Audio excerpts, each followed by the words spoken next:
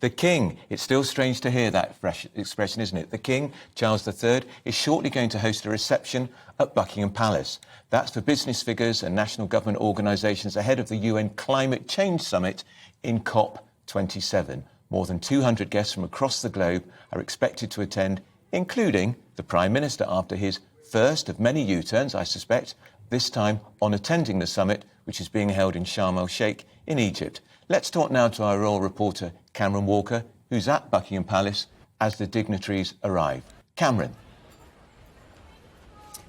Well, Andrew, they're arriving now, and there's somewhat of a traffic jam here at the Victoria Memorial as the guests line up to be admitted into Buckingham Palace. There's lots of horns going off, so perhaps not the smoothest start to this reception here at Buckingham Palace, looking ahead to the COP27 summit in Egypt. Now, the King, as Prince of Wales, as we know, for the last 50 years or so, has really kind of championed action on a sustainable future. And if you remember back in Glasgow last year at COP26, he used his speech to say we needed to be on what he described as a warlike footing to tackle the climate crisis. Now, from my understanding, when he was Prince of Wales, he was planning to perhaps attend COP27 in Egypt, but following the death of his mother, the Queen, and now the fact that he's king, I understand that it was a unanimous agreement between number 10 Downing Street and Buckingham Palace when Liz Truss was in power that he would not be attending this particular conference in Egypt. But the King's focus is very much, as Buckingham Palace describes it, on this reception here at Buckingham Palace behind me this afternoon. He's hosting business leaders, politicians, non-profit organisations, people from across the globe. Over 200 people are expected to attend. You might still hear the horns behind me of people queuing to get in, kind of exploring ways that the public sector and the private sector can work together to tackle the climate crisis. And this is something that the King's, which he launched when he was Prince of Wales, his Sustainable Markets Initiative back in 2020, which was looking at how private sector organisations and public sector could collaborate to tackle climate change and work towards a sustainable future. Now, we know that Rishi Sunak, the Prime Minister, reversed his decision to skip the COP27 summit in Egypt. He now very much is attending, and the Downing Street spokesperson yesterday said that she alluded to the fact that if Rishi Sunak was in power earlier, then the King might have been able to attend the summit in Egypt. But yesterday it was kind of said that it would be logistically impossible really now at this late stage for His Majesty the King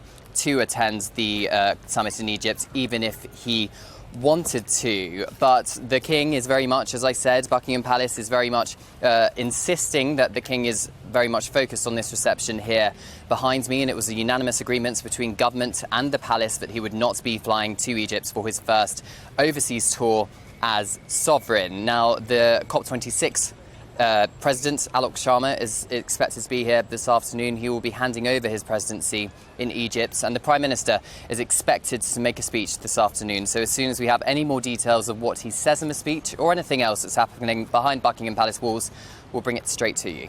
Can I just ask you as well, Cameron, we know that the King and the Queen Consort are living at Clarence House, and they're going to continue to live there for the foreseeable future. There's a lot of building work going on at Buckingham Palace, but it's quite clear from that reception today, there was a reception a couple of days ago too, that Buckingham Palace as the firm is still very much going to be the centre of the monarchy, the public face of the monarchy, if you like. Yeah, that's exactly right, Andrew. It is very much the centre of the monarchy here at Buckingham Palace. It's very much the office, as perhaps I would describe it, whereas Clarence House is still very much the home. As you alluded to there, Buckingham Palace is in the middle of a 10-year refurbishment programme. It's due to be completed in 2027. There are parts of the building which still have scaffolding in places, but the staterooms and the areas which can host a number of members of the public and guests very much are operational, as we have seen from various receptions and various audiences that both the Prime Minister and the Queen Consort have hosted here at Buckingham Palace since they kind of acceded to the throne. But perhaps it is thought that by 2027 Buckingham Palace will be completed and the King and Queen Consorts will move more permanently into Buckingham Palace. But if you remember back in 1952 when the Queen came to the throne. She was living at Clarence House, and it took a little bit of time before she actually moved into Buckingham Palace, but it was understood then that she very much preferred Clarence House, and it wouldn't surprise me, due to the fact that the King and the Queen consorts have lived at Clarence House for such a long time, but they still see that very much as their home and Buckingham Palace as the office. All right, that's Cameron Walker, who's at Buckingham Palace, and we'll bring you the latest on that as and when it happens later on.